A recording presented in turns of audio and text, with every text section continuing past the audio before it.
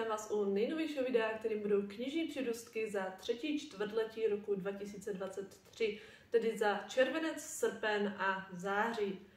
Nemůžu říct, že bych byla na sebe úplně hrdá, protože moje předsevzetí, že nebudu pořizovat tolik knížek, se jaksi rozplynulo v dáli a pořídila jsem nejenom víc než první čtvrtletí, ale i víc než druhé čtvrtletí. A myslím si, že možná to bude i rekord tohoto roku. Je to celkem 29 kousků, už vidíte, že se tady opět hromadí po pravé straně. Jako, co mám říct, no, hrdá na sebe nejsem, ale co už nedělám, mám je tady, ukážu vám je a pokusím se je honem rychle přečíst, ať nemám takový blbý pocit, že nakupuju takové kvanta knížek a nečtu je. Mimochodem, tentokrát mám ale i docela dobrou výmluvu, protože v září jsem měla narozeniny a proto pár kousků z téhle obří hromady jsou dárky, které mi podarovali moji nejbližší. Sice z wishlistu, který jsem jim poslala, že tohle bych chtěla, takže nejsem v tom úplně nevinně, ale i tak, byly to dárky. Nekoupila jsem si je, to se počítá, doufám. Ale nebudu už zdržovat, protože je to opravdu hodně kousků, tak aby jsme tu nebyli celý večer. Honem, pojďme na to. První knížkou, kterou vám ve videu ukážu, je Dívka, kterou spolklo moře od Axie O. Je to knížka, o které už jsem mluvila ve svém videu o asijských fantasy. Už ji mám přečtenou, moc se mi líbila. Je to retelling na korejskou legendu o dívce, která se obětovala vládci moře, aby zachránila svoje nejbližší. Je to volně inspirované, ale je to velmi dobře převyprávěné. Knížka se mi moc líbila, budu o ní mluvit opět ještě v přečtenou, takže tentokrát jenom takové zmínění. Pak jsem si pořídila 3 knížky o leteckých katastrofách, protože jsem chystala video právě o takovýchto tematizovaných knížkách a to jsem ještě nenatočila, protože mi chybí přečíst tu poslední, kterou už mám v knižce delší dobu, takže tady ji nevidíte. Ale tyto 3 už jsem přečetla, takže vám můžu říct, že některé se mi líbily, některé ne. Povíme si o tom v přečtenu, aspoň vám je ukážu. Hora mezi námi, knížka, která byla také sfilmována. Knížka Přežít naopak není beletrí, je spíš literaturou faktu, protože autor popisuje skutečnou katastrofu, kdy tým rugbyových hráčů z Uruguaye ztroskotal v Andách a jak tam přežívali. Byl to opravdu zajímavý příběh, drastický a víc si povíme v dalším videu. Třetí knížkou z této skupinky je Ultimátum, což je thriller o únosu letadla teroristickou skupinou, kde jako hlavní hrdiny sledujeme přímo personál letadla, letušku a pilota, jeho rodinu a to, jak se vyrovnávají s touto nezáviděníhodnou situací. Úplnou odchylkou od mého běžného žánru je Profesor Sympatiák, což je klasická romantiárna, ale já jsem ji měla hozenou v košíku u Dobrovského a maminka si něco objednávala, tak spolu se svýma knížkama hodila do objednávky i tuhle. A jde o to, že byla v nějaké výrazné slevě a já jsem na to četla docela dobré recenze, tak jsem si říkala, že možná, když budu mít chuť sáhnout po nějakém jiném žánru, než je zrovna thriller nebo fantasy nebo sci-fi, tak ať mám po čem šáhnout. Uvidíme, jak se mi to bude líbit. Nejsem zrovna fanoušek romantiáren, ale třeba mě tohle překvapí. Nebylo by to poprvé, co mě romantiárna něčím překvapila, takže budu optimistická a budu doufat, že toto bude také ten případ. Následuje poměrně rozsáhlá objednávka u Dobrovského, tentokrát moje objednávka, kde byly nějaké slevy, tuším, nevím, jestli to nebyl dokonce Black Friday, kde obrovské kvantum knížek bylo ve slevě a jako neodolala jsem samozřejmě, protože jsem tam zahlídla pár kousků, které jsem si chtěla pořídit a když už jsem objednávala ty, tak jsem samozřejmě objednala i další, které byly ve slevě. Tak pojďme se podívat, co všechno jsem si ponakupovala. První z nich je Černá čarodějka, což je knížka, která je v zahraničí poměrně nechvalně proslulá, protože autorka je osočována z toho, že je tato konkrétní knížka velmi rasistická a xenofobní. Nevím, co je na tom pravdy, ale pokud se něco takového říká v zahraničí o nějaké knížce, tak mě to vždycky zaujme, přitáhne to moji pozornost a já si chci na to udělat názor sama, protože častokrát jsou tyto názory čtenářů pro mě neopodstatněné a chci vidět, co je na tom pravdy. Takže tuto knížku já jsem si chtěla pořídit a určitě se do ní chystám pustit a udělat si svůj vlastní názor. Dalším slevněným úlovkem je poměrně novinka Den 0. Je to knížka od autora, u kterého u nás už vyšlo Moře Rzy. Oboje je sci-fi, mělo by to být ze stejného světa a tento příběh vypráví o robotickém tigrovi, který zjistí, jaká je jeho pravá podstata a jeho úkolem je chránit Ezru, dítě, které se dostane do konfliktu v rámci nějakých válečných rozepří mezi roboty. Určitě mám obrovskou chuť se do toho pustit, stejně jako do Moře Rzy, konečně bych si na to ráda vyhradila čas a dostala se k tomu, obzvlášť tato mě svou anotací vyloženě nadchla. Doufám, že se do toho pustím co nejdřív. Dalším novým kouskem je Ti, co vidí. Jde o horor, kde by mělo jít o ústav o chorobomyslné pacienty, kde je uvězněna dívka, která údajně vidí duchy. Tuto dívku si vybere doktor, který se zabývá nadpřirozeným a provádí nějaké pokusy na svých pacientech. Zní to dost temně, zajímavě a tuhle knížku jsem si určitě chtěla pořídit, byla mezi těmi kousky, kvůli kterým jsem objednávku vůbec objednala, takže toto je pro mě velký favorit a moc se na to těším. Pak opět hororovka Poslední dům v Needless Street. Je to knížka, která má docela zvláštní ohlasy, někomu se líbí, někomu se nelíbí vůbec. A já jsem si ji objednala hlavně proto, že byla ve velmi výrazné slevě a prostě strašidelný dům, kde se dějou zvláštní věci a mělo by to být i zvláštně odvyprávěné, že se nedá vlastně vypravěčům věřit, kdo lže a kdo mluví pravdu. Takže proč ne, za pár korun určitě si to ráda přečtu. Další výraznou slevou a tedy důvodem ke koupi bylo Tiny Pretty Things and Shiny Broken Pieces, což jsou 2 díly knížky o baletkách. Možná to poznáte jako sfilmovaný seriál, já jsem pár úvodních dílů viděla a docela se mi to líbilo, jde o záhadu úmrtí mezi baletkami na baletní škole a o intrikách mezi slečnami, jejich profesory a podobnými věcmi.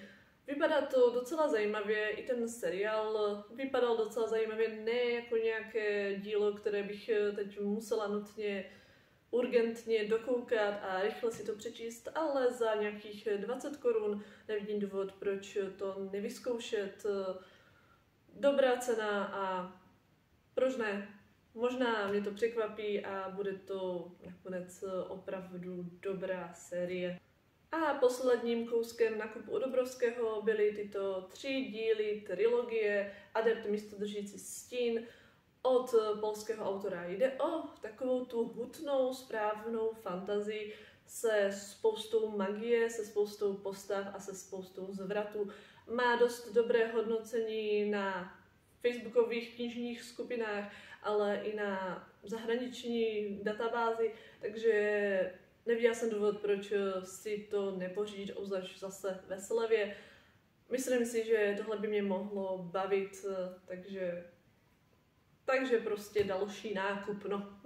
Od knih Dobrovský se přesuneme rovnou ke knihobotovi, kde jsem objevila další 3 kousky limitované edice Terryho Pratchetta a protože si chci Terryho Pratchetta jednou pořídit celého, tato vydání se mi moc líbí. Maškaráda je dalším dílem té dějové linky o čarodějkách, kterou já už mám rozečtenou. Čaropravnost jsem přečetla a Soudné sestry mě ještě tady v knižnici čekají, takže toto je o stejných postavách, proto tuto jsem si přednostně chtěla pořídit.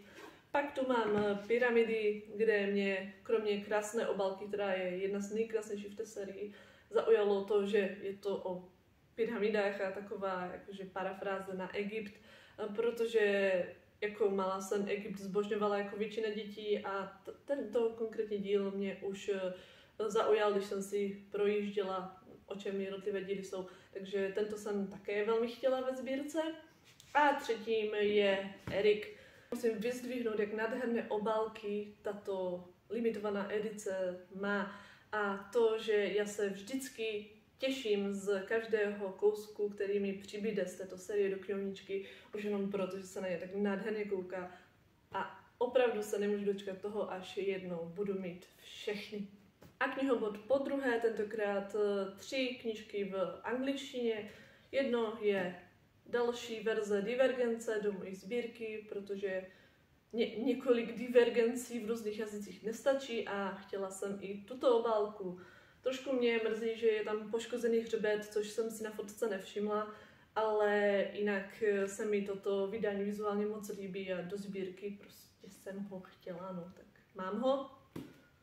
Ivory Key, což je indicky inspirované fantasy o království, kde dochází magický prazdroj a právě Ivory Key by měl odemknout nějaké nové nevídané schopnosti, což urgentně potřebují naši 4 hlavní hrdinové, respektive naše hlavní hrdinka a její 3 sourozenci, kteří vládnou nebo rebelují v jejich království a naše hlavní hrdinka potřebuje, aby tímto klíčem odemkla magické schopnosti a mohla vyhrát válku, zamezit krveprolívání a zachránit svoje království. Je to sběratelská edice podepsaná, má velmi krásné zpracování, je trošku odlišná od toho původního a má i poznámky od autorky, nějaké podpis a podobně. Tide od Holly Black, což u nás vyšlo tak před dávnější dobou jako Daň peklu. Je to volně navazující na celé to univerzum Krutého prince. Vypráví to příběh jedné z postav, které se v Krutém princi myhnou, a to o Kaje, která je lidskou dívkou, kterou navštěvují skřítci víly, ona je vidí, ona s nimi komunikuje a jednou za ní přijdou, jestli by se nemohla obětovat jako obětina, aby zamezila válce v jejich království. A ona se rozhodne tuto oběť podstoupit. Protože mám spolupráci s Megaknihami a s nakladatelstvím Ocelot, tak jsem opět neodolala některým jejich novinkám a nakřečkovala si je pro sebe do své knihovničky. Prvním recenzáčkem, který už mám i přečtený, je Dcera měsíční bohyně od Su Lin Tan. Je to knížka, kterou jsem několikrát zmiňovala v předchozích videích, jak v tom, které bylo věnováno asijským fantasy, tak i ve vlogu z Karlových Varů, kde jsem právě tuto knížku jen ve slovenské verzi četla. Jde o příběh, jde o velmi hutné fantasy, inspirované asijskou mytologií, kde hlavní hrdinka potkává různá mytická monstra, zažívá úžasná dobrodružství. Jsem ráda, že se Ocelot v poslední době pouští právě do vydávání takto tematizovaných asijských fantazí, protože to je přesně to, co mě strašně baví a mě neskutečně ulahodili. Takže jen vydávejte tyhle knížky dál a doporučuji, velké doporučuji. Následně mě Megaknihy potěšily vydáním dalšího dílu mé oblíbené série Strážce ztracených měst. Tentokrát je to tuším díl 7, Vzpomínky. Je to neskutečná bychlička, takže na její čtení třeba kapku odvahy, ale já se přesto obrovsky těším, protože celá tato série je úžasná, Shannon Messenger píše výborně. Je to takový Harry Potter v sukních ve světě elfů, ve světě magie. Je to dokonalá, skvělá věc a já se neskutečně těším. Opět jedna z knížek, na kterou se nemůžu dočkat, až se do ní pustím, jen teda třeba trošku času si najít, protože tohle sebou tahat někde ve vlaku nebo tak asi úplně ne, no. Pro trochu oživení od všeho toho fantasy a sci-fi, kterého jsem si za toto čtvrtletí pořídila až, tak tu máme i Cenu cti, opět recenzáček. Jde o drama o postavení žen, které je umístěné do Indie.